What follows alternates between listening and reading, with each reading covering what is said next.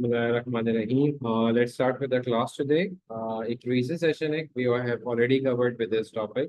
Now we have to go through with the topic of chemistry today for the states of matter. Because we have having tests in next week. So अगर आप go through revision class एक आपके लिए है कि ताकि आप लोग easily जो है understand कर सकें कि जो concepts हैं जो wording है वो चीज़ आपके लिए ज़रूरी है. The main thing is that if your concept is clear, you must know how to interpret it. उसको लिखना किस तरीके से, ठीक है? अक्सर स्टूडेंट्स के एग्जाम्स में मैंने अभी जो चीज़ें मैंने ऑब्जर्व करी वो ये चीज़ देखी कि they are capable to understand, they are capable, their concepts was clear, they know how to proceed, but the main thing is that they don't know how to write basically. Sometime जो चीज़ end में आनी है they are writing in the starting, और sometime जो आपके mid में आनी है they are starting in the end. So the format was not clear. You must know how to write it down. You must know what the examiner actually wants to ask. Examiner आपसे पूछना क्या चाह रहा है ये चीज़ आपके लिए clear होना चाहिए. If this fact is not clear, तो what the examiner actually wants to ask you, पूछना क्या चाह रहा है, आपसे बात क्या करना चाह रहा है, आपसे तो तब तक वो चीज़ आपके पेपर में A's और A stars लाना आपके लिए मुश्किल है. So I guide you one thing that after this class regarding the states of matter, the concept will be clear inshallah ताला. उसमें आपको problem नहीं आएगी. Your basic concepts and how to apply those concepts on past papers we will discuss in the next video. ठीक है? So इस video के अंदर जितनी भी चीजें आपके पास मौजूद हैं नोट्स आपको प्रोवाइड कर दिए गए हैं, बट स्टिल जो चीजें बता रहा हूँ it's very important to make the notes. ठीक है? आप नोट्स बनाएंगे, उसको लिखेंगे and you must need to learn it out. Definitions आपको याद होनी चाहिए. कॉन्सेप्शनल बेसिस पे बाद दफा जब आप डेफिनेशंस को प्रोसीड करते हो तो स्टूडेंट्स में एक प्रॉब्लम ये आती है कि they are not capable to write the full definition. Concept के बेसिस पे तीन बातें लिखनी, दो नहीं लिख पाए तो वो क्या हो जाएगा, आपके पास जीरो हो जाएगा. तो और आई रिक्वेस्ट एवरीवन कि वो चीज़ें आपको याद कर लो, that will be feasible for you. और उसी के साथ साथ आपके लिए ज़रूरी है कि आप इस पे वर्किंग अपनी जितनी ज़्यादा स्ट्रॉन्ग करना चाहो, क्योंकि ये चैप्टर स्टेटमेंट्स पे बेस्ड है. सो आई रिक्वेस्ट एवरीवन कि अपने स्टेटमेंट्स को बेहतर करें. Your English needs to be good, your chemistry vocab needs to be good. Clear है? सो आप बिस्मिल्लाह करते हैं, स्टार्ट करते हैं अल्लाह का नाम लेके.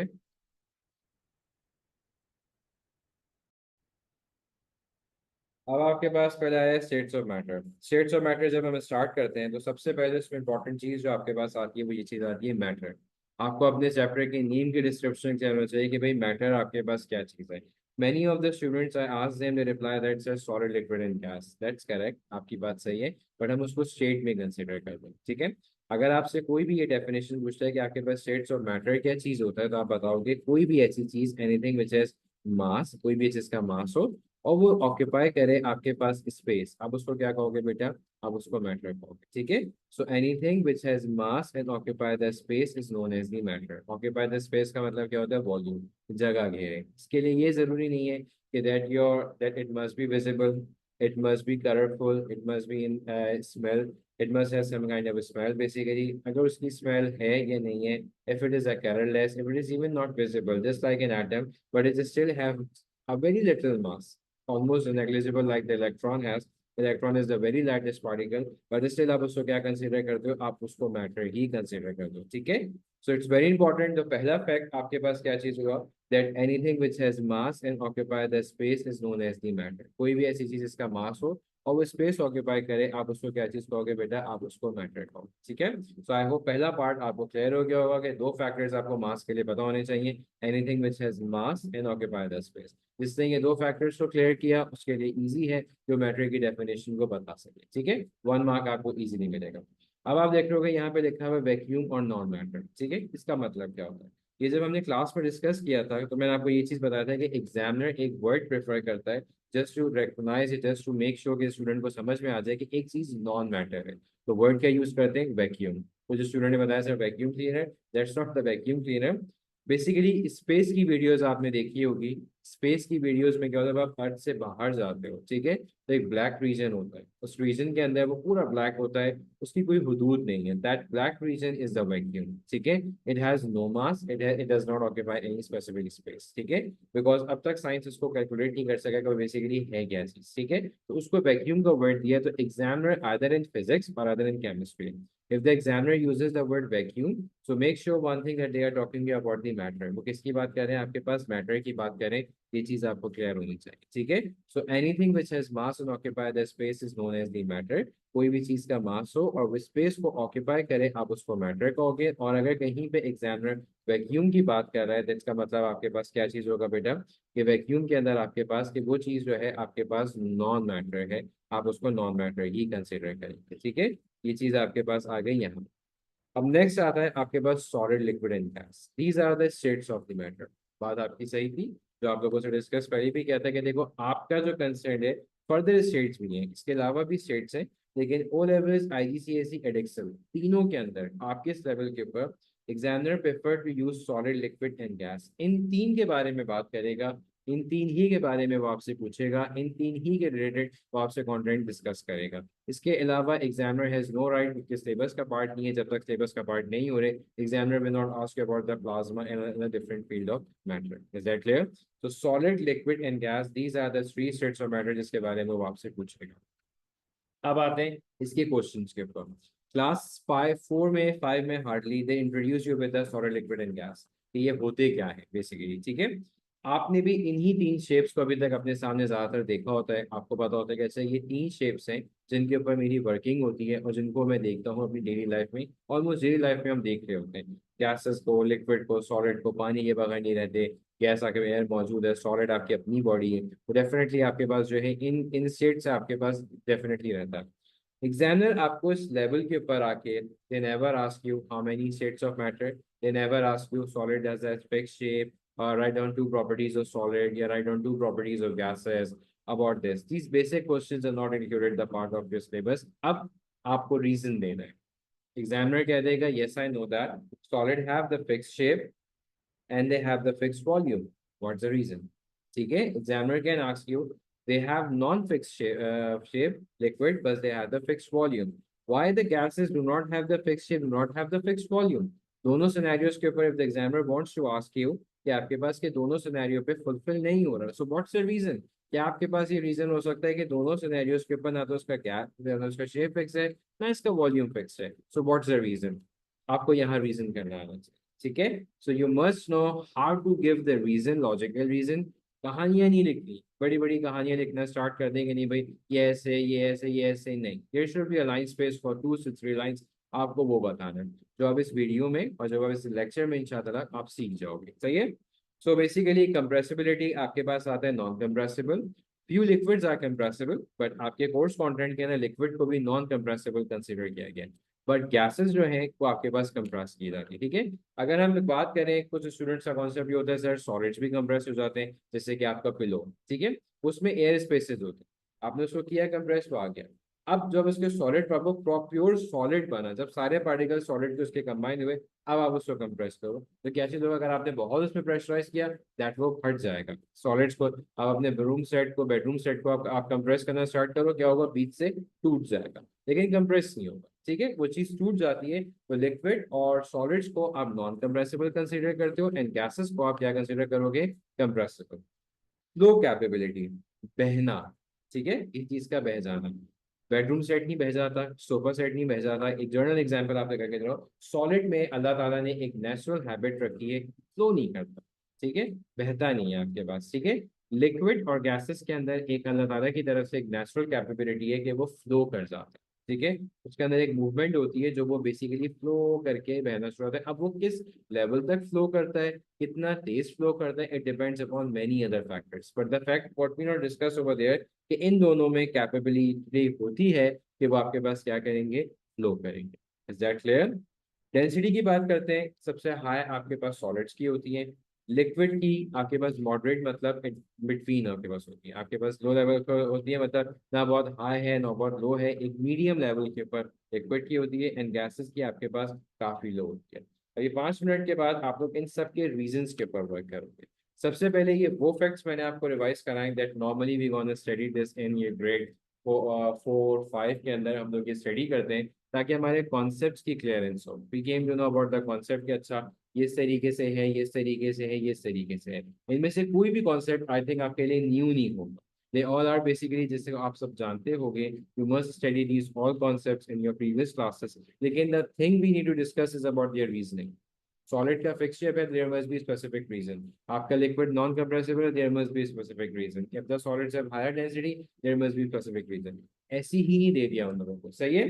This is the first page जो आपको एक बेस्ट तरीके से कोशिश की गई कि आपको एक्सप्लेन करें। Still, if you have any query, you can write down the page number. You can ask me, sir, that this part is not clear to me. तो वो चीज़ पे मैं आपको और बेहतर तरीके से एक्सप्लेन कर दूँ। Moving for the next one.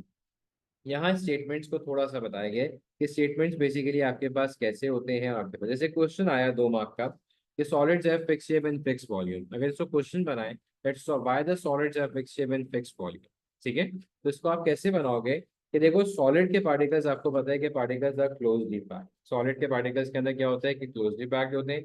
Liquid के पार्टिकल्स में they have a bit space, they are bit far from each other. और liquid gases they are far away, sorry gases के जो है particles they are far away from each other. तो solid closely packed, liquid के अंदर gap होता है, and आपके पास गैसेस जो होते हैं they are far away from each other, एक दूसरे से बहुत ज्यादा डिस्टेंस के ऊपर आपके पास होते हैं।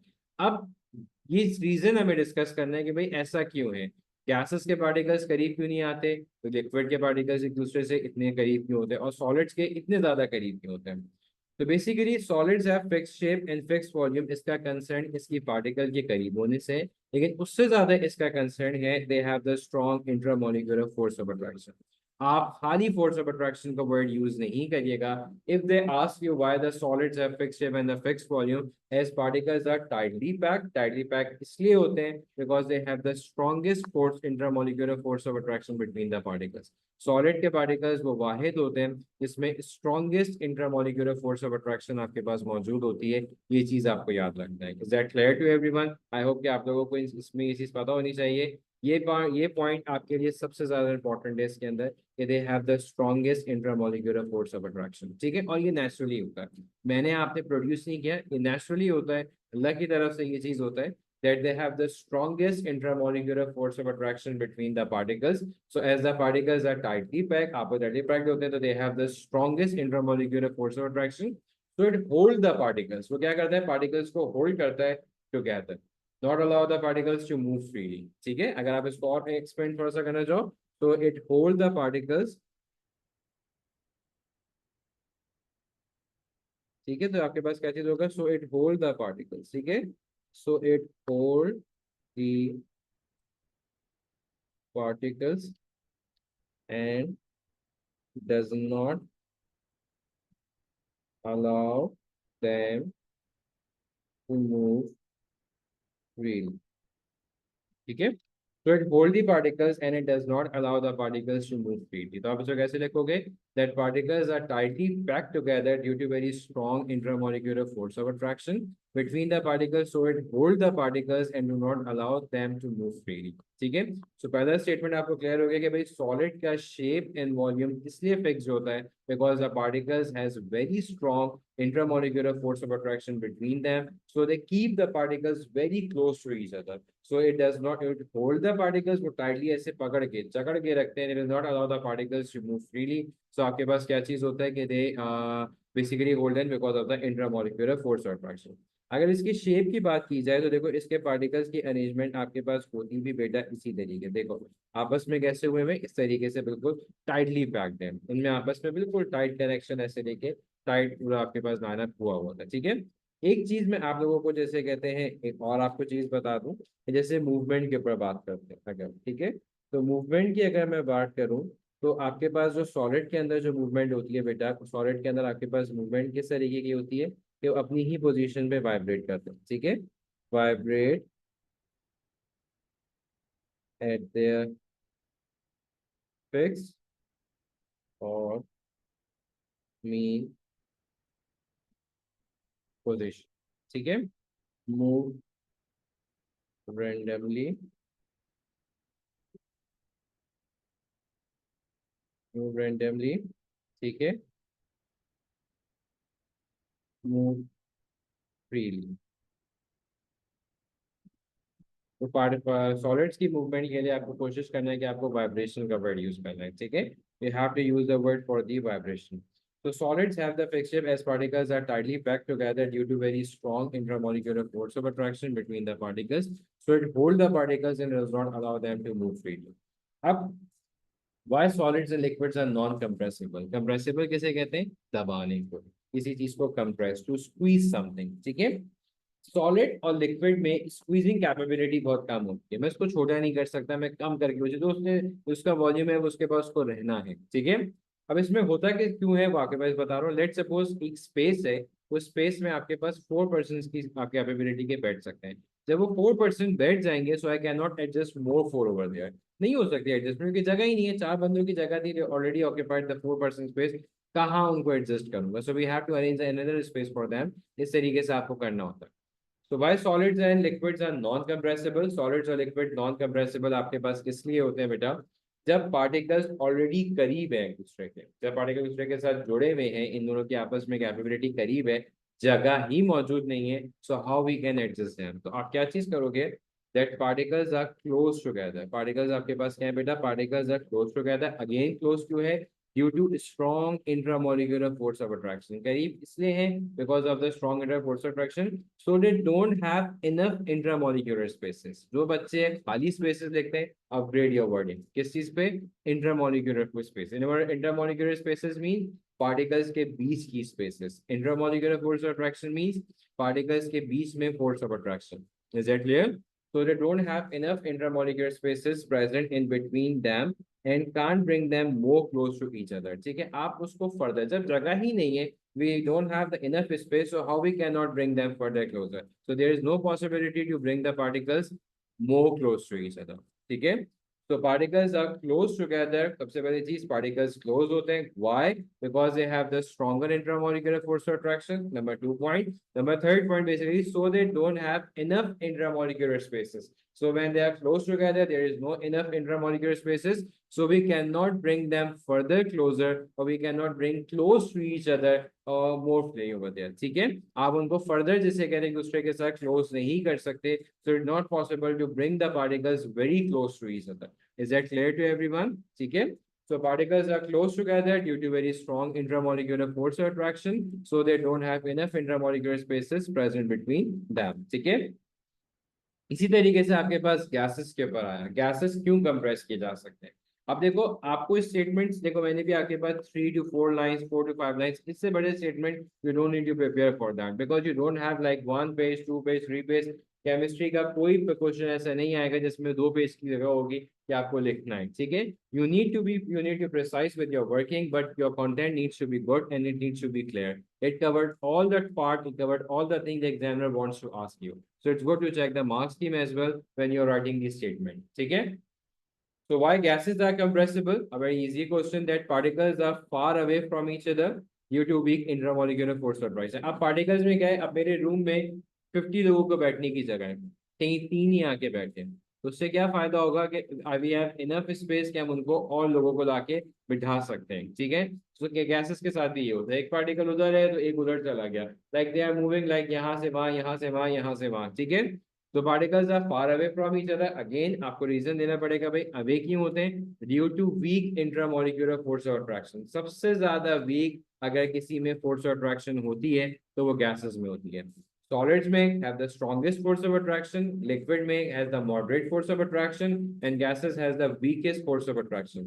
तो अगर क्या होगा, they have the weak intramolecular force of attraction between the particles, so they have enough intramolecular space. सब क्या हो गया, से आपके पास कि they have enough, इनके particles के बीच में intramolecular spaces आपके पास मौजूद होती हैं, so the best word to use, they have enough intramolecular spaces present between the particles and capable to bring them more close to each other.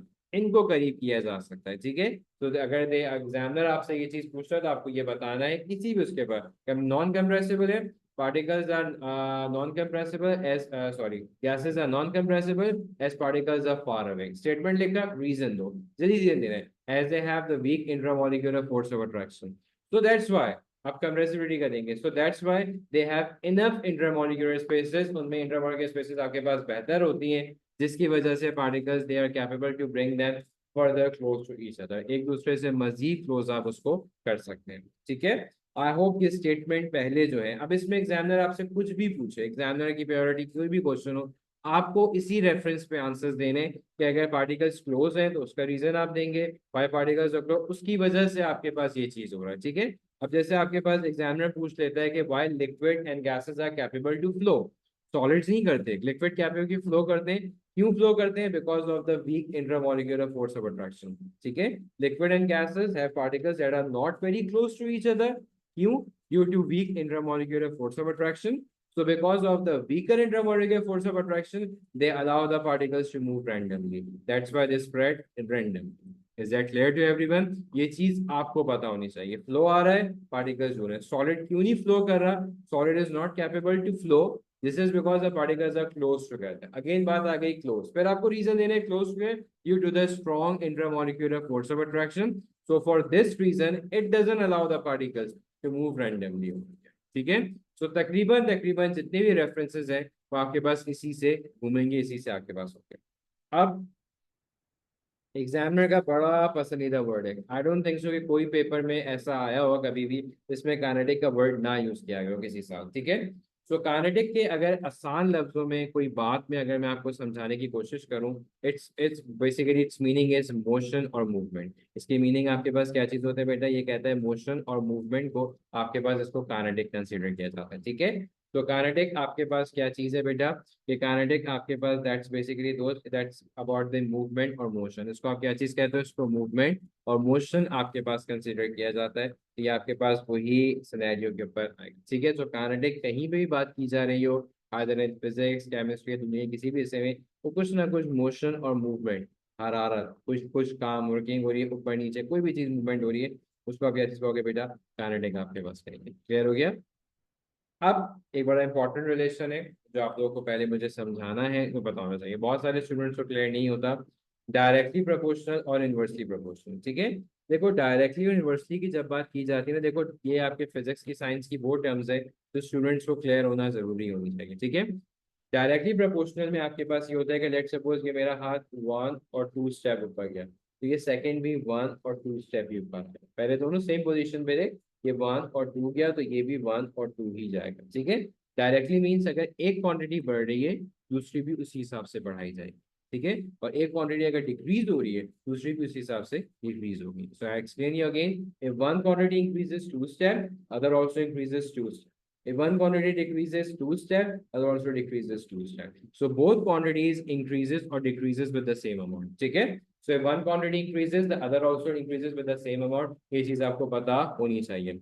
Inversely proportional में आपके पास क्या चीज है कि if one quantity increases, the other quantity decreases. कि अगर आपकी एक क्वांटिटी को इंक्रीज कराया गया है दूसरी क्वांटिटी ऑटोमेटिकली क्या होगी? आपके पास डिक्रीज होगी.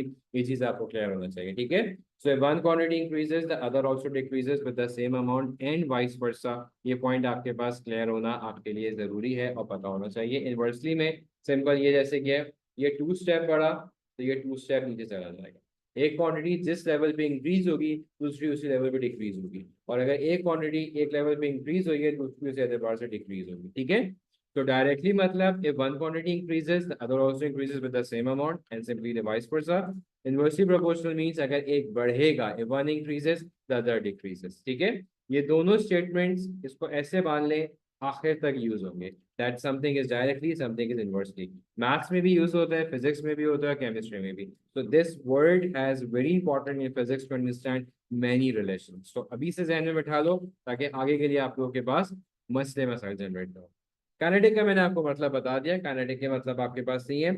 अब relationship in between temperature and kinetic energy of the particles, that's very important. पता होना आपको लाजमी चाहिए कि इसका मतलब क्या है, कि आपस में इन दोनों के हमारे टेम्परेचर बढ़ाने और कम करने से किस चीज़ पे क्या इफेक्ट पड़ता है वो देखता है. ठीक है. तो अब आपके पास जो है वो क्या चीज़ था, वो आपके पास आ गया रिलेशनशिप, ठीक है.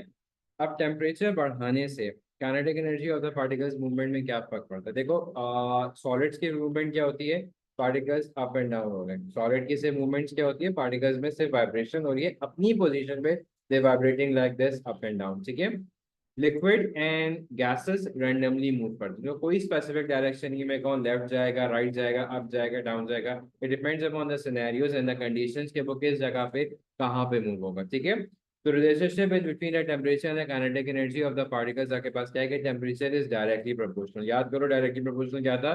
कि एक क्वांटिटी बढ़ेगी और दूसरी भी बढ़ेगी। इसका मतलब है कि टेम्परेचर तब बढ़ेगा जब आपके पास काइनेटिक एनर्जी भी बढ़ेगी। So when there is an increase in the temperature, there is an increase in kinetic energy. When there is a decrease in temperature, there is a decrease in kinetic energy, क्योंकि ये directly proportional है। ठीक है, अब सवाल आता है ऐसा हो क्यों रहा है। फिर अगेन दोबारा ये रीजन क्लियर करना है, रीजन स्टेटमेंट क्लियर होना चाहिए, भाई ऐसा होता क्यों है, टेम्परेचर बढ़ाने से काइनेटिक एनर्जी बढ़ना क्यों चाह रही है, वो उसके अंदर इंक्रीमेंट क्यों आ रहा है। आप उसको कैसे करोगे बेटा कि temperature is directly proportional to the kinetic energy of the particles. इसलिए आगे आपने क्लास 8 में एक रूल पढ़ा होगा, क्लास 7 8 में, इवन फिजिक्स में अभी भी आप लोग पढ़ोगे, that energy can neither be created, ना तो उसको बनाई जा सकती है, energy can not destroy, energy can neither created not destroy, ना बना सकते हो नोट सकते हो, it can change from one form to another. आपके पास इट ऑलवेज चेंज फ्रॉम एक फॉर्म से, इलेक्ट्रिकल लाइट में चेंज हो गई, लाइट साउंड में या लाइट हीट में, depends upon their scenarios and the condition, energy का कन्वर्जन चलता रहता है। सेम इधर वही चीज अप्लाई होगी, टोटल अमाउंट ऑफ एनर्जी आपके पास ऑलमोस्ट सेम होती है। अब क्या होता है कि टेम्परेचर, जब आप पार्टिकल्स को, टेम्परेचर का मतलब क्या होता है कि आप हीट एनर्जी दे रहे हो। टेम्परेचर का क्या मतलब होगा बेटा कि आप उसको हीट एनर्जी प्रोवाइड कर रहे हो, कि उसके पास जाएगी बेटा हीट एनर्जी, उसके पास जाएगी। ये चीज आपको याद रखना है, जो आप प्रोवाइडिंग है बेटा हीट एनर्जी। तो हीट एनर्जी जब आप उसको प्रोवाइड करोगे, पार्टिकल्स उस एनर्जी को एब्जॉर्ब करेंगे, the particles will absorb that energy and that heat energy start converting into kinetic energy. ठीक है, तो most of the heat energy start converting into the kinetic energy, that's why particles start moving faster. ठीक है, सो ये statement आपको देना है कि relationship between the temperature and kinetic energy of the particles, आपके पास क्या चीज है कि whenever the temperature is provided, आप टेम्परेचर उसको दोगे, temperature is directly proportional to the kinetic energy of the particles, दोनों में साथ साथ इंक्रीज आएगा, साथ साथ डिक्रीज आएगा। इसका क्या मतलब है, whenever the particles absorb the heat energy, जब आप उसको हीट एनर्जी प्रोवाइड करते हो तो पार्टिकल एनर्जी को एब्जॉर्ब करेंगे। अब most of the heat energy start converting into the kinetic energy, उसमें कन्वर्जन स्टार्ट हो जाता है काइनेटिक एनर्जी में, और पार्टिकल स्टार्ट मूविंग फास्टर हो जाते हैं, जिसकी वजह से तेज से तेज वाइब्रेट करके वो क्या करते हैं, अपने बॉन्ड्स को ब्रेक करके अलग की तरफ होना शुरू हो जाते हैं। क्लियर है, so this concept is very important in terms of chemistry, in terms of physics as well. इसको कहीं याद करके बांध के रख लो अपने पास कि ये आपको बार बार you need to utilise this. ठीक है, तो relationship between temperature and the kinetic energy of the particles is that कि temperature is directly proportional to the kinetic energy of the particles as the heat energy increases। provided आपने जैसी particles को energy provide करेंगे, particles will absorb that energy, particle energy को absorb करेंगे and most of the energy start converting into the kinetic energy। तो उसमें क्या चलेगा बेटा, आपकी मूवमेंट ऑटोमेटिकली बढ़ना शुरू हो जाएगी। Is that clear to everyone? मेरे एतबार से शायद आप लोग को ये चीज इजीली क्लियर हो गई होगी। ठीक है, नेक्स्ट आ रहा है काइनेटिक पार्टिकल थ्योरी। यहाँ से ये चैप्टर का समझ लो कि जो आपके पास आने चीजें, जैसे पिछले वाले भी, यहाँ से समझ लो चैप्टर बेसिकली जो आपको रीजंस को सिखाता है, रीजंस जानना सिखाता है कि आपके पास रीजंस की वर्किंग क्या है। तो the kinetic particle theory states that all matters, very important part, that all matter is made up of tiny particles. अच्छा, पार्टिकल्स का वर्ड में यूज इसलिए कर रहा हूँ, देखो पार्टिकल्स का मतलब एटम भी हो सकता है, इसका मतलब आइन भी हो सकता है, इसका मतलब मॉलिक्यूल भी हो सकता है। ठीक है, हम किसी भी एक स्पेसिफिक बात को नहीं कह रहे कि सिर्फ आयंस ही होंगे, मैं कहूँ नहीं बेटा सिर्फ एटम्स ही होगा, नहीं बेटा सिर्फ मॉलिक्यूल्स या कंपाउंड्स ही होंगे। तो particles use to represent everything. तो अगर कहीं पे एग्जामिनर ये पार्टिकल्स का वर्ड यूज कर रहा है, so you must think that कि वो कुछ ना कुछ सारी चीजों को पॉइंट आउट कर रहा है, तो सारी चीजों के बारे में आपको बता रहा है कि भाई यहाँ कुछ भी हो सकता है। ठीक है, दैट ऑल मैटर, सारे के सारे मैटर्स जो है वो टाइनी पार्टिकल्स, छोटे छोटे पार्टिकल्स से एन एटम का स्ट्रक्चर नॉर्मली आप कह सकते हैं आपके पास मौजूद होते हैं, and that these particles are in constant random motion. तो आपके पास क्या होते हैं, ये कांस्टेंट रैंडम मोशन के ऊपर होते हैं। ये बेसिकली आप फिजिक्स में पढ़ोगे, जो ब्राउनियन मूवमेंट से basically about the particles movement concept आया है, कि जितने भी मैटर्स हैं, जितने भी आपके पास मैटर्स हैं, सारे के सारे मैटर्स जो हैं वो टाइनी पार्टिकल्स के बने हुए होते हैं, छोटे छोटे पार्टिकल्स के बनाए जाते हैं, और ये सारे के सारे पार्टिकल्स जो होते हैं they are in constant random motion. Constant motion मतलब क्या है, मूव कर रहे हैं। जैसे सॉलिड्स के पार्टिकल्स अपनी पोजीशन में, लिक्विड के रैंडमली, एंड गैसेस के भी रैंडमली मूवमेंट है। तो ये इनकी रैंडम मूवमेंट्स होती हैं, लेकिन कोई ऐसा स्टेट्स ऑफ मैटर नहीं है जिसके पार्टिकल्स स्टेशनरी हो। मैं कहूँ कि उनमें कोई मूवमेंट नहीं है, नहीं। सॉलिड, लिक्विड, गैस में से तीनों पार्टिकल्स के अंदर मूवमेंट होती है। सो पार्टिकल्स आप देख लो, एटम्स, आयन, मॉलिक्यूल, एलिमेंट, कोई भी चीज, कंपाउंड आप इसको यूज कर सकते हो, ये पता होना चाहिए। तो ये थ्योरी आपको बताती है कि भाई सारे मैटर्स जो हैं they all are made up of tiny particles and these tiny particles are in constant random motion. Clear हो गई बात? चलिए, अब ये थ्योरी आपको समझाने में क्या क्या हेल्प करती है, what does this theory tries to explain you. The first part is that the first part is that is about the describes about the states of matter. किसके बारे में बताते हैं आपके पास, इट स्टेट्स ऑफ मैटर के बारे में बताते हैं। स्टेट्स ऑफ मैटर क्या है, जैसे मैं छोटी सी एग्जांपल लूँ कि एक पार्टिकल है, एक ऑब्जेक्ट है, उस particles are closely and tightly packed, फौरन से क्लिक करोगे क्या होगा, सॉलिड होगा आपके पास। मैं आपसे कहूँ एक ऑब्जेक्ट है मेरे पास, एक सब्सटेंस है, that particles are very far away from each other, फौरन आप क्या क्लिक करोगे क्या होगा, गैसेस होगा। वेरी नाइस, ठीक है। तो ये चीज क्या होगी, describe the states of matter. इसका मतलब आपके क्या है कि आप स्टेट्स ऑफ मैटर को डिस्क्राइब करते हैं। Explain the differences in between the properties of solid liquid and gas. Properties explain करता है, डिफरेंसेस आपके पास क्या, आपके पास किस तरीके से उसके बाद उसके डिफरेंसेस को मैनेज करता है कि आपके पास सॉलिड लिक्विड एंड गैस में डिफरेंसेस, जैसे अभी आपने पढ़ा कंप्रेसिबिलिटी, डिफरेंस से पता भाई लिक्विड अगर कंप्रेस नहीं हो रहा या सॉलिड कंप्रेस नहीं हो रहा, gases, there is a reason. देखिए गैस के बीच में बहुत सारे इंटरमोलिकुलर स्पेसेस मौजूद हैं, but there is no space present between the solid particles, that's why they are not be capable to compressible easily. ये सारे स्टेटमेंट्स ये काइनेटिक पार्टिकल थ्योरी के बेसिस पे you are capable to understand कि अच्छा इसका ये इस तरीके से किया जा सकता है, ठीक है। The last point is very important, demonstrate the changes in the states of matter. ये जरूर आता है, ठीक है। चेंजेस का मतलब क्या है, melting, boiling, freezing, condensation, sublimation. तो क्या अब तक हम बढ़ते आते हैं, भाई सॉलिड चेंज हो गया, इसका प्रोसेस ये होता है, आप उसको हीट करते हो, देन इट चेंजेस। हमने कभी इंटरनल वर्किंग पे काम नहीं किया होगा अभी तक, छोटी क्लासेस के अंदर आपको इंटरनल पार्ट नहीं एक्सप्लेन कराया होगा कि भाई ऐसा अंदर क्या ऐसा हो रहा होता है that force the substance to change its state, what is happening inside with the particles that they allow the particles to change their state ही बदल दी भाई उन लोगों ने। तो ये चीज आपको आप सीखोगे, दैट इज वेरी इंपॉर्टेंट। इसका कॉन्सेप्ट आपको, इसका स्टेटमेंट आपको क्लियर होना जरूरी है, ठीक है। तो ये चीज इस बच्चे को आ जाए, इस चैप्टर की काफी हद तक चीजें एक पास पेपर्स वो अपने पास सॉल्व कर सकता है, उसमें ऐसा कोई मसला अल्लाह ने चाहा नहीं आएगा, ठीक है। तो ये इसके जो इंपॉर्टेंट फैक्ट्स हैं जो ये एक्सप्लेन करता है, ये आपके पास वो हैं, और ये आपके पास फिर थ्योरी आपको क्या बताता है ये उसके बारे में। Is that clear to everyone, ये चीज आ गई आपके पास, ये आपने कर लिया, ठीक है। अब नेक्स्ट आपके पास ये प्रोसेस शुरू हो रहा है, मेल्टिंग प्रोसेस, ठीक है। ये मेल्टिंग प्रोसेस आपके पास क्या होता है, कैसा होता है, ये चीज आपके पास रहकर आ रहा है। तो the process for this is melting, ठीक है। नेक्स्ट प्रोसेस आपके पास, फर्स्ट प्रोसेस कौन सा है, मेल्टिंग। मेल्टिंग प्रोसेस हम बचपन से पढ़ते आ रहे हैं, मेल्टिंग के बारे में भी पता है कि आपका सॉलिड कन्वर्ट होगा लिक्विड के अंदर, ठीक है। सॉलिड सब्सटेंस किस में जा रहा है, लिक्विड के अंदर। सॉलिड में आपको पता है the particles are close together, ठीक है। और आपके पास लिक्विड में क्या होता है, the particles are away from each other. मतलब एक ऐसा प्रोसेस आपको प्रोसीड करना है जिसमें पार्टिकल एक दूसरे के साथ पहले करीब थे और अब करीब से आपको उसको क्या करना है, उसको दूर करना है। तो ये प्रोसेस आपके पास आपको क्या कहलाएगा, मेल्टिंग प्रोसेस कराएगा, ठीक है। इसमें इंपॉर्टेंट क्या होता है, काइनेटिक एनर्जी आपको पता है मूवमेंट होता है। सॉलिड के अंदर मूवमेंट आपके पास जो होता है बहुत कम होता है, तो काइनेटिक एनर्जी की क्या होती है, डाउन होगी। लिक्विड की ज्यादा होगी, क्योंकि पार्टिकल्स अपनी पोजीशन पे से वाइब्रेट करते हैं, ठीक है।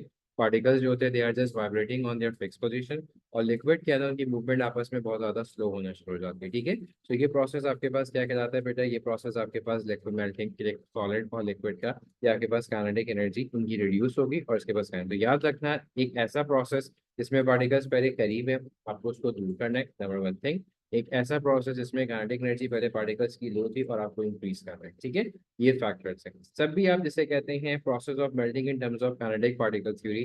फाइव फैक्टर्स आपको पता होने चाहिए। फाइव फैक्टर्स कौन से हैं, एक है हीट प्रोवाइडेड या हीट रिलीज। सबसे पहले आपको ये देखना है कि मुझे ऑब्जेक्ट को हीट प्रोवाइड करनी है या ऑब्जेक्ट को हीट रिलीज करनी है। प्रोवाइड का मतलब क्या होता है, जब आप प्रोवाइड करोगे जब आपको काइनेटिक एनर्जी को इंक्रीज करवाना है, ठीक है। मैंने अभी क्या बताया कि heat energy starts converting into kinetic energy. अब इसमें देखो कि आपके पास सॉलिड से लिक्विड के अंदर मुझे काइनेटिक एनर्जी क्या करनी है, मुझे इंक्रीज करवानी है। तो हीट क्या होगा, आप उसको प्रोवाइड करेंगे, ये आपको याद रखना है। पार्टिकल्स क्या करेंगे, हीट एनर्जी को एब्जॉर्ब करेंगे या रिलीज करेंगे। अगर आप उसको हीट एनर्जी प्रोवाइड कर रहे हो तो पार्टिकल उस एनर्जी को क्या करेंगे, एब्जॉर्ब करेंगे। और अगर रिलीज करेंगे, जब भी आप फ्रीजिंग में पढ़ोगे तो वो आपके पास आएगा हीट एनर्जी इज रिलीज, ठीक है। काइनेटिक एनर्जी आपके पास जो होगी इंक्रीज होगी जब हीट प्रोवाइड किया जाएगी, और काइनेटिक एनर्जी यहाँ पे क्या होगी, आपके पास डिक्रीज होगी। क्यों, क्योंकि आपने हीट एनर्जी को रिलीज किया है। सबसे पहला fact, heat provide, heat energy absorb करेगा तो काइनेटिक एनर्जी इंक्रीज होगी, हीट एनर्जी रिलीज करेगा तो काइनेटिक एनर्जी भी आपकी क्या होगी बेटा, रिड्यूस होगी। बॉन्ड्स आपको देखते हैं कि आपके बॉन्ड्स ब्रेक होंगे या आपके बॉन्ड्स बिकम मोर स्ट्रॉन्गर, क्योंकि अगर आपके पास काइनेटिक एनर्जी डिक्रीज होगी तो पार्टिकल डिक्रीज करके they start becoming closer to each other और बॉन्ड्स को क्या करेंगे, स्ट्रॉन्गर बनाएंगे। New states of matter is form, आपके पास क्या चीज होगा बेटा, एक न्यू स्टेट ऑफ मैटर आपके पास फॉर्म अप हो जाएगा। ठीक है, these 5 points are very important to mention in your statement.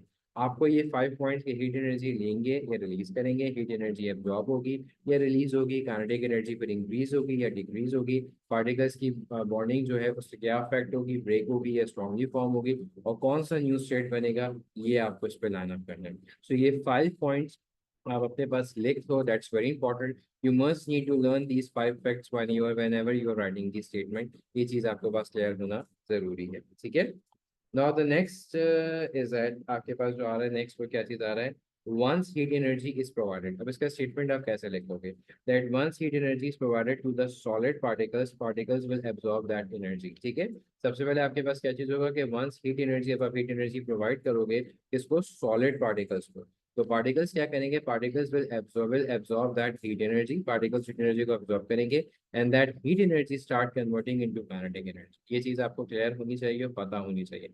सबसे पहले क्या चीज था, सॉलिड, आपके पास आपको पता है कि देखो सॉलिड के पार्टिकल्स करीब हैं, मुझे पार्टिकल्स को क्या करना है, दूर करना है, ये दूर करना है, और क्या है, काइनेटिक एनर्जी इंक्रीज करनी है। काइनेटिक एनर्जी सिर्फ तब इंक्रीज होगी जब टेम्परेचर प्रोवाइड करेंगे। इसका मतलब है मेल्टिंग प्रोसेस में आप उस चीज को गर्म करोगे, you need to heat them, so we have to provide them with the heat energy.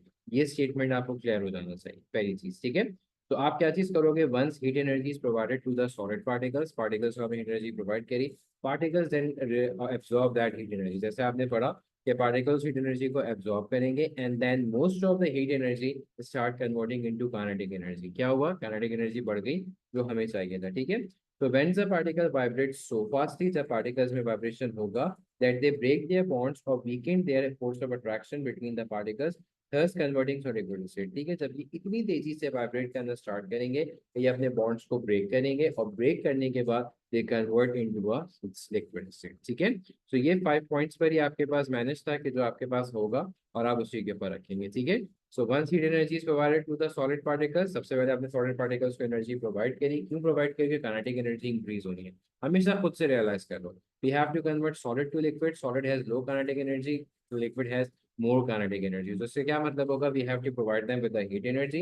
Once heat energy is provided, the particles will start to increase, particle will absorb that heat energy and that heat energy is converted into kinetic energy and the particles start moving faster। ठीक है, so I hope this first statement ये आपको clear हो, इसमें कोई मसला ना आया हो। नेक्स्ट आता है बेटा ग्राफ के ऊपर। ठीक है, ग्राफ की अगर हम आपसे बात करें, देखो ये ग्राफ आपके पास एक्सेस के ऊपर, एक्स एक्सेस के ऊपर टेम्परेचर है जो आपके पास केल्विन है, और टाइम आपके पास सेकंड के अंदर है। ठीक है, ग्राफ आप देखो, ग्राफ आपके पास इंक्रीज हो रहा है। ठीक है, ग्राफ जो है वो आपके पास इंक्रीज हो रहा है, इसके अंदर कैसे इंक्रीज हो रहा है कि आपके पास देखो ये पहले जा रहा है ए से बी तक में, फिर बी से सी तक में, एंड देन उसके बाद सबसे पहले आप इसमें देखो कर्व कहाँ पर है। सबसे पहले जो इंपॉर्टेंट स्टफ जो आपको देखना है, वो चीज़ आपके पास क्या चीज़ है कि इसमें कर्व कहाँ पर है, कर्व किस पोजीशन पे और कहाँ पे बना हुआ है, वो आपको चीज़ देखना है। कर्व 2 पॉइंट्स पे बना हुआ है, एक ये बी पे बना हुआ है और एक ये सी पे बना हुआ है। ठीक है, तो इसको हीट कर्व कहते हैं, क्योंकि हीट एनर्जी हम दे रहे हैं, कर्व कोई सा भी हो, हीट कर्व हो या कूल कर्व हो, जो कूलिंग में यूज हो रहा है, हमेशा चेंज ऑफ स्टेट डिपेंड करता है। अगर आप पूछेंगे ना कर्व आपको क्या चीज बता रहा है, इसका मतलब है यहाँ कोई स्टेट में चेंज होना, आदर स्टार्ट हुआ है, हो गया है या हो रहा है। ठीक है, तो यहाँ इसका मतलब है कोई चीज आपके पास जो है वो ये स्टेट चेंज और स्टेट शिफ्ट बना है। ये क्वेश्चन आपके पास एटीपी में आया है। ठीक है, आपके पास 2 दफा ये क्वेश्चन रिपीट है कि what does this curve represents you. तो always remember one thing, that heat curve is the change of state. Heat curve आपके पास क्या चीज होगा, वो आपको रिप्रेजेंट करेगा कि ये आपके पास चेंज ऑफ स्टेट है, ये आपको पता होना चाहिए। इज दैट क्लियर, यहाँ पे कोई कंफ्यूजन। अब आपके पास क्या चीज है, ए से बी तक में आपका टेम्परेचर इंक्रीज होगा। ठीक है, पहला कर्व है, पहला कर्व था, इसका ग्राफ है ये, मेल्टिंग का ग्राफ है। सो पहला कर्व जब आपके पास आया तो this first curve is representing you, ये आपका मेल्टिंग पॉइंट है। ठीक है, this first curve is representing you, कि ये आपके पास क्या है, ये आपका मेल्टिंग पॉइंट है। पहला कर्व आपके पास मेल्टिंग के ग्राफ में जो भी होगा, चाहे वो आपके पास आगे फ्रीजिंग का हो या चाहे वो आपके पास आगे बॉइलिंग का हो, पहला कर्व आपके पास, आप यहाँ देखोगे लेट सपोज यहाँ 80 डिग्री अगर लिखा होगा, तो आप कहोगे सब्जेक्ट का मेल्टिंग पॉइंट कितना होगा, 80 हो। एग्जैक्ट है, मेल्टिंग पॉइंट क्लियर कर दूं, बहुत से स्टूडेंट्स को ये कॉन्सेप्ट होता है कि सर मेल्टिंग पॉइंट मतलब ऑब्जेक्ट लिक्विड में बन गया, नहीं। मेल्टिंग पॉइंट ये होता है the temperature at which the first bond of a solid state is broken down. जब आपका पहला बॉन्ड मतलब इस पॉइंट के ऊपर सॉलिड का first bond is broken down, the first bond is broken down, it doesn't mean that B point whole substance is turned into a liquid। नहीं, ऐसा कुछ भी नहीं है। आपका पहला बॉन्ड जो है वो ब्रेक हुआ है, your first bond is broken down. आपका पहला बॉन्ड में जो है वो ब्रेकेज आया है, तो इसका मतलब है फर्स्ट कर्व के ऊपर your first bond is broken down, this is your melting point. उसके बाद बी से सी तक में क्या कोई इंक्रीज दिख रहा है? नहीं दिख रहा। There is a straight line, there is a straight line. Examiner what is thinking, ये आपके पास स्ट्रेट जा रहा है। अब सवाल यहाँ क्या उठ सकता है कि भाई स्ट्रेट क्यों जा रहा है? मैंने अपना स्टोव क्लोज तो नहीं किया, स्टोव में हीट नहीं दे रहा हूँ जितना मैं ए से बी तक में दे रहा था, but still the temperature is not increasing. तो बहुत आसान सी बात है बेटा कि हीट टेम्परेचर क्या है? हीट एनर्जी है। Whatever the heat energy you guys are providing to the that substance is utilising in breaking the bond. ठीक है, जो भी आप उसको हीट एनर्जी प्रोवाइड कर रहे हो, जो भी आपने उसको हीट एनर्जी दी है, that is being used and is being utilized in breaking the bond. ठीक है, जब आपके पास बॉन्ड ब्रेक हो रहा है तो उसके बाद, ठीक है, तो बी से सी में आप यही चीज लिखोगे जो आपके पास यहाँ नोट में नीचे लिखी हुई है। B to C temperature is constant as whatever the energy provided to the solid substance is being utilized in breaking the bond. आपके पास यूज की जा रही है ताकि बॉन्ड्स आपके पास ब्रेक किए जा सकें। अब सी के ऊपर जो कर्व आया रिप्रेजेंट करेगा कि भाई अब सब्सटेंस जो है वो टोटली लिक्विड हो चुका है, कोई सॉलिड पार्टिकल नहीं रहा, पूरा सब्सटेंस जो है लिक्विड हो चुका है। और यहाँ पे आपके पास टोटली कन्वर्ट होकर now the temperature is again increasing towards the gas state, वो गैस स्टेट की तरफ जा रहा है आपके पास बनने के लिए। तो ए से बी तक में temperature is increasing, B is the आपके पास क्या चीज होगा? मेल्टिंग पॉइंट होगा। ये चीज आपको रखना है। बी से सी तक में आपका टेम्परेचर क्या है? कांस्टेंट है। ये चीज आपको याद होना चाहिए। ठीक है, तो सी से डी के अंदर आपके पास जो है टेम्परेचर दोबारा इंक्रीज होना शुरू हो जाता है। तो वट एवर जो आपको जो चीज़ याद रखनी है, ये चीज़ रखना है कि ए से बी में आपका टेम्परेचर इंक्रीज हुआ। First curve is your melting point, जो आपके पास जो भी टेम्परेचर होगा आप उसका मेल्टिंग पॉइंट कंसिडर करोगे। बी से सी तक में आपके पास टेम्परेचर कांस्टेंट रहेगा। क्यों? उसका रीजन ये है कि वॉट एवर जो भी एनर्जी आप उसको प्रोवाइड करो बेटा, वो बॉन्ड्स को ब्रेक करने में यूज हो रही है। नाउ पार्ट सी के अंदर temperature is start again to increasing. ठीक है, पॉइंट सी के अंदर टेम्परेचर आपके पास क्या हो रहा है? इंक्रीज हो रहा है।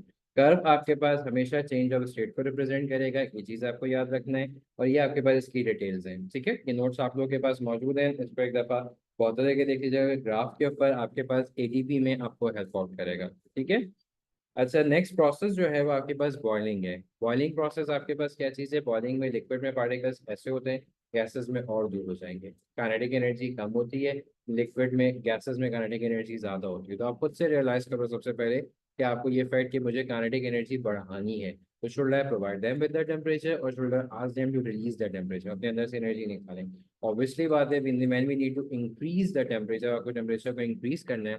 So what is the best source कि आप उसको हीट एनर्जी क्या करेंगे बेटा? प्रोवाइड करेंगे। ठीक है, तो जैसे ही आपने heat energy provided to by the liquid particles, the heat energy, उसका क्या चीज करोगे आपके पास कि लिक्विड पार्टिकल्स को आप क्या चीज करेंगे बेटा? हीट एनर्जी आप प्रोवाइड करेंगे। ठीक है, once heat energy is provided to the liquid particles, particles will absorb that energy, particles energy को absorb करेंगे, and that heat energy starts converting into kinetic energy। heat energy क्या होगी? They starts converting into kinetic energy, so the particle will start moving faster। particles क्या करेंगे बेटा? They start moving faster when temperature is high ना, तो आपके पास temperature जो होगा डेफिनेटली आपके हाई इतना हो जाएगा कि कैपिकल पार्टिकल्स जो हैं कैपेबल हो, they start breaking up their bonds and then they start escaping from the surface of the liquid as it turns into the gas state। Clear है? प्रोसेस पूरा सेम है, सिर्फ थोड़ी बहुत स्टेटमेंट्स की वर्डिंग की तरह लिक्विड और गैसेस में कन्वर्ट हो रहा है। तो पार्टिकल्स आपके लिक्विड की सरफेस से स्केप होके they start converting into the gas state. आपके पास इस तरीके से कन्वर्जन हो रही होती है। But again kinetic energy increase करनी है, तो आपको क्या पॉइंट क्लिक करना है कि as heat energy is provided to the solid particles, particles will absorb that heat energy and that heat energy start converting into kinetic energy. और वो काइनेटिक एनर्जी फिर जो है आपके पास heat energy, oh sorry, movement increase करती है। And when the particle will start enough vibrating particle with enough in kinetic energy, they break their bonds। ठीक है, तो ये पॉइंट आपके पास दोबारा रीड कर देता हूँ। Heat energy is liquid particles, the energy is converted to kinetic energy. So particle start moving faster when temperature is high enough, the particle have enough energy overcome the force of attraction holding them together। जो उनमें एक दूसरे के साथ पकड़ के रखी होती है ना, उनके बॉन्ड्स को ब्रेक कर देती है, तो particle start moving at far distance. ठीक है, ग्राफ इसका सेम है, इसमें कोई चीज नई डिफरेंट नहीं है। ग्राफ इसका क्या चीज बता रहा है? वैसे ही ए से बी तक में टेम्परेचर आपके पास इंक्रीज हुआ। ठीक है, पहला कर्व आया फर्स्ट कर्व, क्योंकि ये बॉइलिंग का ग्राफ है, तो फर्स्ट कर्व रिप्रेजेंट करेगा कि ये आपके पास बॉइलिंग पॉइंट है, ठीक है। फर्स्ट कर्व क्या रिप्रेजेंट करेगा, ये आपके पास बॉइलिंग पॉइंट है। बी से सी तक में आपके पास टेम्परेचर क्या है, कांस्टेंट है। बी से सी तक में आपके पास टेम्परेचर क्या रहेगा बेटा, आपके पास कांस्टेंट रहेगा। उसके कांस्टेंट रहने का एक दो रीजन है। पहला रीजन आपके पास क्या चीज़ है, वही चीज़ है आपके पास, रीजन इसके पास कि जो भी हीट एनर्जी आप प्रोवाइड कर रहे हो, पार्टिकल उस एनर्जी को यूटिलाइज करें and they utilizing in breaking the bonds, ठीक है। वॉट एवर द एनर्जी, उसको सिर्फ एनर्जी को एब्जॉर्ब करके they are utilizing in breaking the bonds, temperature नहीं इंक्रीज होगा, ठीक है। इस वजह से आपके पास टेम्परेचर कांस्टेंट रहेगा, ऑल दो आप हीट एनर्जी उसको दे रहे हो। ऐसा नहीं कर रहे कि आपने स्टोव पर से कोई चीज उठा के रख दी, नहीं, वो स्टोव पर ही मौजूद है, उसको हीट एनर्जी प्रोवाइड की जा रही है। लेकिन मेक श्योर वन थिंग है, जो भी आप उसको हीट एनर्जी प्रोवाइड कर रहे हो, that is being utilize in breaking the bonds, उसके बॉन्ड्स को ब्रेक करने में यूटिलाइज किया जा रहा है। Is that clear to everyone? यहाँ तक किसी बच्चे को कोई सवाल, कोई चीज? आई होप कि यहाँ तक आपको क्लियर हो और आपको इस चीज़ का पता हो, ठीक है। तो whatever the energy is being providing utilizing, आपके पास बी से सी तक में आपके पास बॉन्ड ब्रेक हो रहे हैं। पॉइंट सी के ऊपर अगेन दूसरा करवाया, सारा गैस जो है, सॉरी लिक्विड जो है वो गैस बन चुकी है। Now the all the liquid basically is being turn into the gas state, gas state के अंदर आपके पास टर्न हो गया। Now again the gas temperature is further increasing, that's it, और कुछ भी नहीं है, ठीक है। सो फर्स्ट कर्व आपके पास होगा ग्राफ के अंदर, अगर मेल्टिंग का ग्राफ है, it represents you about the melting point. If the graph is for boiling, the first curve represents you about the boiling point. The temperature is constant in melting and boiling because whatever the energy you are providing is basically breaking the bonds, आप उसको क्या कर रहे हो, bonds को break करने में utilize किया जा रहा है, इसके अलावा और कुछ भी नहीं हो रहा, ठीक है। तो temperature at which the first bond of a liquid is broken down, details आपके पास मौजूद है, ग्राफ नोट्स आप लोग एक दफा देख सकते हो, ठीक है। नेक्स्ट आपके पास आ रहा है फ्रीजिंग। अब फ्रीजिंग उलट है। फ्रीजिंग क्या है, लिक्विड के पार्टिकल्स दूर होते हैं, आपको उसको करीब करना है सॉलिड के अंदर, ठीक है। फ्रीजिंग आपके पास क्या चीज़ है बेटा, liquid to solid. Kinetic energy liquids की ज़्यादा होती है, आपको उसको करीब करना है, ठीक है। अब जब आपको पार्टिकल्स को करीब करना होगा तो आप टेम्परेचर को क्या करोगे, रिड्यूस करोगे। Means you allow the particles कि अपने अंदर से हीट एनर्जी को रिलीज करें, अपने अंदर से हीट एनर्जी को बाहर निकालें। उसका रीज़न क्या चीज़ है, उसका रीज़न सिर्फ ये चीज़ है ताकि उनकी काइनेटिक एनर्जी कम होगी and they start becoming closer to each other, ठीक है। So energy is given out by the particles of the liquid, इसको आप रिलीज भी कर सकते हो, that energy is release by the particles of the liquid. जब पार्टिकल की एनर्जी रिलीज होगी, इसका मतलब है काइनेटिक एनर्जी कम हुई है, टेम्परेचर रिलीज हुआ, पार्टिकल्स ने जिसे कहते हैं अपनी एनर्जी मतलब हीट एनर्जी को रिलीज किया। जब हीट एनर्जी कम हुई तो आपको याद होगा कि heat energy and kinetic energy, they are directly proportional. So when the temperature decreases, the kinetic energy of the particles also decreases, ठीक है। So when we allow the particles to reduce the temperature, to reduce the kinetic energy, reduce the kinetic and sorry, to reduce the temperature, so the kinetic energy of the particles also increases and the particles start moving slowly, ठीक है। So energy कैसे होगा, we just allow the particle, जैसे हमने किसी भी गर्म object को हमने उठा के रख देते हैं रेफ्रिजरेटर के अंदर। So what they do in the refrigerator, they allow the particles to release their kinetic energy. So particles start releasing their heat energy basically. So when the heat energy reduces, the kinetic energy reduces because they are both are directly proportional. दोनों एक decrease होगा, दूसरा भी आपके पास उसी level पे decrease होगा, ये आपको याद रखना है, ठीक है। तो heat is given out by the particles, heat आपके पास जैसे कहते हैं by the particle and the particle start losing their kinetic energy, और उसके बाद क्या चीज होगा, and begin to move slowly. When temperature is low enough, the particles no longer have enough energy to move freely, so they settle into the fixed position, hence they change, ठीक है। पहले तेज तेज move कर रहे थे, now kinetic energy low होना शुरू हुई, they start becoming closer to each other like that thick and they start upon strong about, now they vibrate at their fixed or mean position, जो आपके पास सॉलिड के अंदर होता है उसका उलट प्रोसेस है। मेल्टिंग और बॉइलिंग का उलट प्रोसेस है, आपके पास इसको उलट लेके उस पर जाना है, ठीक है। इसका ग्राफ देखो डिक्रीज हो रहा है, क्यों डिक्रीज हो रहा है, क्योंकि टेम्परेचर कम हो रहा है, ठीक है। जाहिर सी बात है, बढ़ने में तो टेम्परेचर बढ़ रहा होता है। पहले ए से बी तक में आपके पास क्या चीज हुआ बेटा, इसका टेम्परेचर डिक्रीज हुआ। ये जो बी पॉइंट है, इसमें आपके पास क्या चीज होगा, फर्स्ट कर्व आया, उसमें क्या हो रहा था, फर्स्ट कर्व मींस फ्रीजिंग का ग्राफ है, तो ये आपके पास फ्रीजिंग पॉइंट होगा किसी भी ऑब्जेक्ट का। आपके पास लेट सपोज ये -50 है, किसी भी ऑब्जेक्ट का आप देख लो 50 है, जो भी आपके कोई भी ऑब्जेक्ट है उसका 0 6 -6 -2 -4 या उससे पहले हो रहा है, इट डिपेंड्स। तो आपको क्या चीज करना है, ये मेरा पहला कर्व है, पहला कर्व जो है उसका फ्रीजिंग पॉइंट होगा। फ्रीजिंग पॉइंट में क्या है, the first bond of a solid is form, ठीक है। फ्रीजिंग का मतलब ये नहीं है फ्रीजिंग पॉइंट करके पूरा ऑब्जेक्ट बन जाएगा, नहीं, पूरे लिक्विड में कोई एक बॉन्ड ने सॉलिड बना दिया, कोई एक ही बॉन्डिंग आपके पास हो गई and they form in the solid state, ठीक है। तो ये आपके पास पहला बॉन्ड फॉर्म हो गया, आपके वो चीज़ देख लिया। टेम्परेचर आपके पास क्या है बेटा, कांस्टेंट है, टेम्परेचर आपके पास कंटिन्यूसली क्या चीज जा रहा है बेटा, कांस्टेंट जा रहा है। कांस्टेंट से क्या चीज होता है, आपके पास टेम्परेचर कांस्टेंट होने से आपके पास दो फायदे होते हैं, ठीक है। आपके पास जो है टेम्परेचर क्यों कांस्टेंट है कि आपके बॉन्ड्स फॉर्म अप, ठीक है। जो भी आपके पास एनर्जी जा रही है, जो भी आप एनर्जी प्रोवाइड कर रहे हो, या जो एनर्जी सॉरी इसमें तो रिलीज हो रही है, वो एनर्जी आप यूटिलाइज कर रहे हो बॉन्ड्स को स्ट्रॉन्ग बनाने। मतलब आप देखो इस पॉइंट ड्यूरेशन के अंदर टेम्परेचर नहीं गिर, मतलब जो भी एनर्जी इस ड्यूरेशन में यूटिलाइज की जा रही है वो बॉन्ड को स्ट्रॉन्ग करने के लिए यूटिलाइज की जा रही है, ये आपको याद रखना है, ठीक है। तो whatever the energy is utilising during the point B to C, आपके पास वो बॉन्ड को स्ट्रॉन्ग करने के लिए, to make the bond stronger so they form of the, तो आपके पास क्या चीज हो रहा है कि आपके पास बॉन्ड बिल्डअप भी कह सकते हो, बॉन्ड स्ट्रॉन्गर भी कह सकते हो, ठीक है।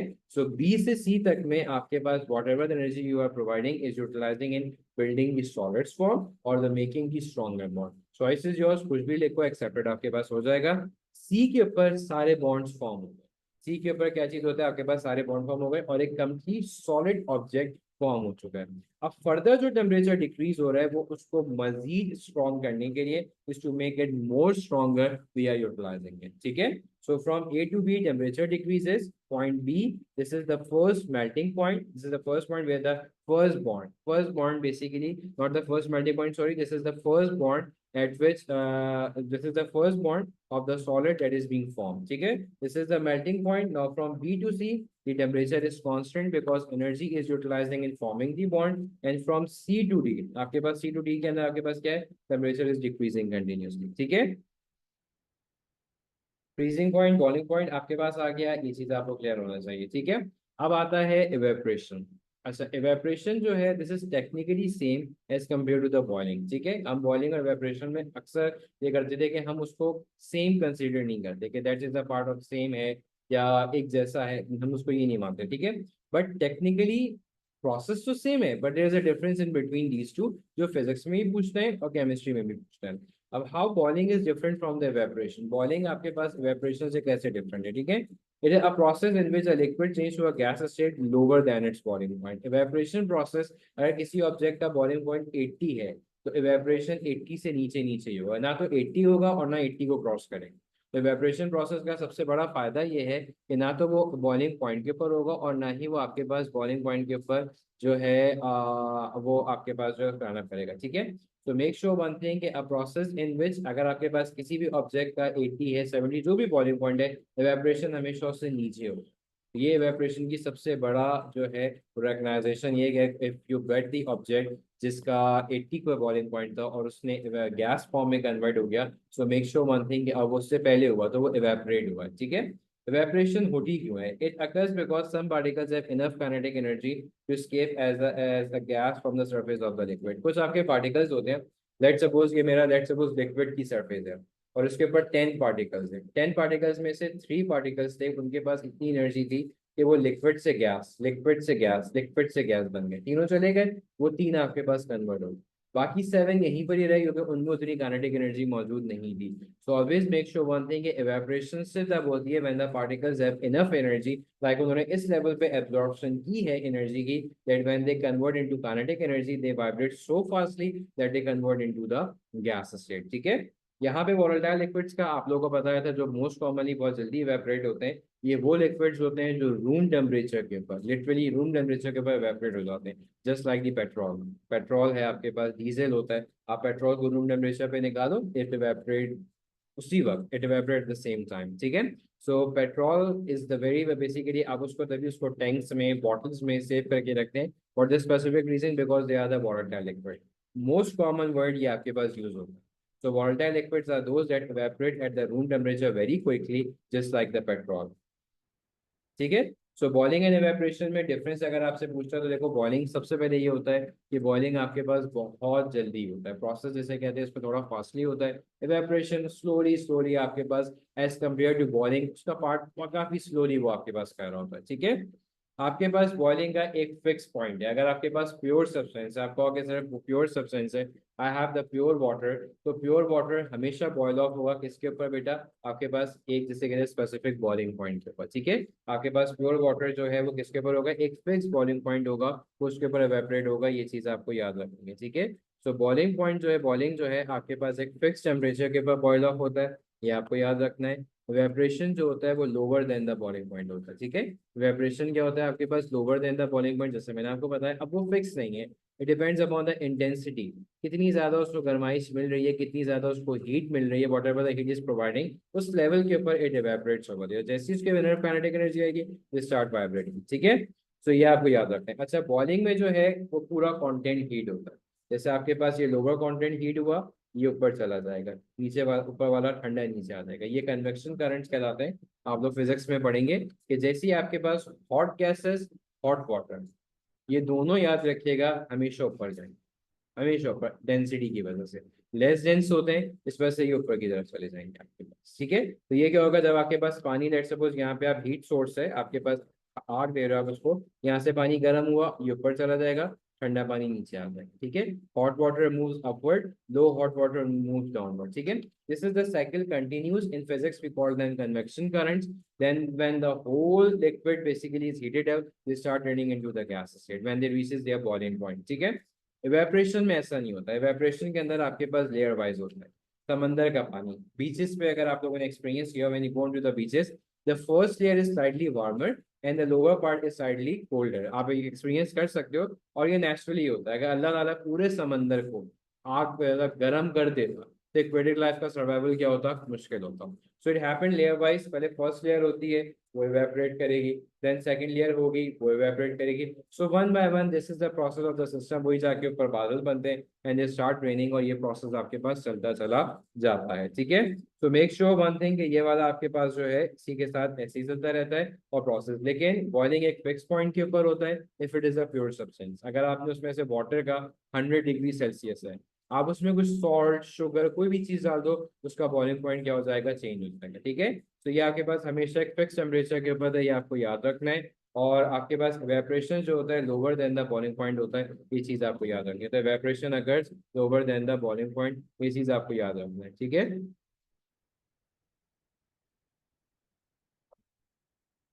ठीक है, ये आपके पास हो गया ना। Condensation, last two process condensation, आपको पता है कि process in which the gas changes into the liquid state. इसका ग्राफ आपके पास ऑलमोस्ट सेम ही वैसे ही होता है। अगर आपसे पूछा जाए कंडेंसेशन जो होता है वो गैस से लिक्विड, बेस्ट एग्जांपल आपके घर के अंदर होती है। घर में हॉट पॉट होता है, ठीक है। हम उसको क्या कहते हैं, जब गरम गरम रोटियां ला के रखते हैं, तो normally saw the water over there, वो कंडेंसेशन है। घर में अम्मी खाना बनाती हैं, ठीक है, जब उसका उसकी लिड रिमूव करते हैं, उस पर सारा पानी वो क्या होता है, गैस कन्वर्ट हुई होती है लिक्विड के अंदर, ठीक है। इसका प्रोसेस आपके पास, आपको दोबारा फिर से समझना है, गैस पार्टिकल्स दूर होते हैं, लिक्विड आपके पास क्या होता है, करीब होता है। गैस की काइनेटिक एनर्जी बहुत ज्यादा होती है, लिक्विड की काइनेटिक एनर्जी आपके पास कम होती है, ठीक है। तो एक ऐसा प्रोसेस जिसमें गैस किस में चेंज होगा बेटा, लिक्विड के अंदर होगा, उसको आप क्या चीज पाओगे बेटा, कंडेंसेशन पाओगे। Is that clear to you? ये आपके पास कंडेंसेशन कराएगा, सेम प्रोसेस है। आपको पार्टिकल्स को क्या करना है, आपको करीब करना है, काइनेटिक एनर्जी रिड्यूस करनी है। इसका मतलब है क्या, कि आपको हीट एनर्जी रिलीज करवानी होगी, ठीक है।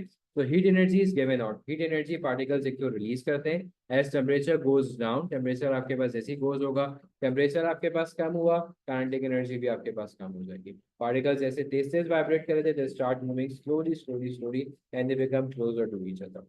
Once they become very close, they form the stronger bond and they convert into the liquid state. Same जैसे हमने फ्रीजिंग में करा, वही आपके पास कंडेंसेशन के अंदर होगा, ठीक है। उसके बाद लास्ट है सब्लिमेशन, वेरी इंपॉर्टेंट टॉपिक, शायद बच्चों को बात नहीं पता होता। बेटा सब्लिमेशन आपके पास जो है वो बेसिकली सॉलिड को गैस में कन्वर्ट करता है, it changes the solid substance into the gas, directly conversion होगा। जो प्रोसेस आपके पास सब्लिमेशन प्रोसेस होते हैं, प्रोसेस में जाते हैं, उसको आप क्या कहते हो, सबलाइम सॉलिड्स कहते हैं। उसको ड्राई आइस, जैसे नॉर्मली हमारे आजकल कॉमनली वही है, ड्राई आइस इसको कहा जाता है, ठीक है। तो sublimation is useful in preservation, preservation पहले आपको प्रोसेस में आपको बता दूं, इसका प्रोसेस सेम है, सॉलिड पार्टिकल्स हैं एक दूसरे के करीब है, अब आपको गैस पे करना है लेकिन दूर करना है, काफी दूर जाना है, मतलब हीट एनर्जी आपको प्रोवाइड करनी है अच्छी उसके ऊपर, ठीक है। इन सब्सटेंसेस का क्या होता है, ये हीट एनर्जी जब एब्जॉर्ब करते हैं, तो आपके पास हीट एनर्जी एब्जॉर्ब करेंगे, so they convert into kinetic energy. The absorption level is that much that they vibrate so fastly, इसमें फास्टली होता है, they start breaking up their bonds and they change into the gas state, so they directly convert into the gas state because their vibration and their movement, ठीक है। So they vibrate so fastly that they break up their bond and change into the a gas state, ये चीज आपको पता होनी चाहिए, ठीक है। तो sublimation is useful in preservation, sublimation आपके पास क्या है, यूजफुल होती है। प्रिजर्वेशन का मतलब क्या होता है, जैसे ये मीट स्टोर वगैरह आपके पास होता है, ठीक है। मीट स्टोर आपके पास क्या चीज़ है बेटा, मीट स्टोर आपके पास ये होता है कि जैसे हमारे घर के अंदर आपके पास नॉर्मल रेफ्रिजरेटर में हमारे पास मीट वगैरह स्टोर होता है फ्रिज के अंदर, ठीक है, रेफ्रिजरेटर के अंदर। तो बेसिकली होता है क्या है कि if any under circumstances if your refrigerator doesn't working properly, तो क्या होता है, मीट मेल्ट होना शुरू हो जाता है। और वो किसके साथ होता है, लिक्विड के साथ मिक्स हो रहा होता है। उससे नुकसान क्या होता है आपके पास, एक छोटा सा नुकसान आपके पास क्या चीज़ होता है बेटा, कि पार्टिकल क्या करते हैं, जब आप उसको दोबारा से फ्रीज करना स्टार्ट करते हो, डीफ्रोज आप करना स्टार्ट कर रहे हो, उसको दोबारा से रिफ्रोज कर रहे होते हो, उसमें आपके पास क्या चीज़ होता है बेटा, कि आपके पास कि वो बैक्टीरिया के साथ स्टोर हो सकता है। देयर इज अ चांसेस, जैसे हम नॉर्मली आसान लफ्जों में कहते हैं कि गोश्त सड़ गया, खराब हो गया, ठीक है। तो सब्लिमेशन प्रोसेस के अंदर हम उसको ये गाइड करते हैं, हम उसको ये चीज़ बताते हैं बेटा, उसके अंदर कि सब्लिमेशन एक प्रिजर्वेशन प्रोसेस के अंदर कि आप उसको ड्राई आइस के साथ करते हो, in case any of the temperature down या किसी वजह से होता है तो वो डायरेक्टली गैस में कन्वर्ट हो जाएगा, ठीक है। डायरेक्टली गैस में लिक्विड में नहीं होगा, so there is a less chance for the food to be expire. Food के एक्सपायरी होने में क्या चीज हो जाएगा बेटा, आपके पास लेस चांस होगा। ये चीज आपको याद रखना है, ठीक है। This is the first part, ये फर्स्ट पार्ट में मैंने आपको एक्सप्लेन कर दिया। सेकंड पार्ट में हम लोग डिफ्यूजन करेंगे ताकि वो वाला कंटेंट भी आपके पास आपका पूरा क्लियर हो जाए, ठीक है। थैंक यू सो मच बेटा, इंशाल्लाह ताला। और जो है नेक्स्ट पार्ट आप लोगों को डिफ्यूजन का इसी के ऊपर, जिसमें आप डिफ्यूजन से रिलेटेड पूरा का पूरा डिस्कस करेंगे। Thank you.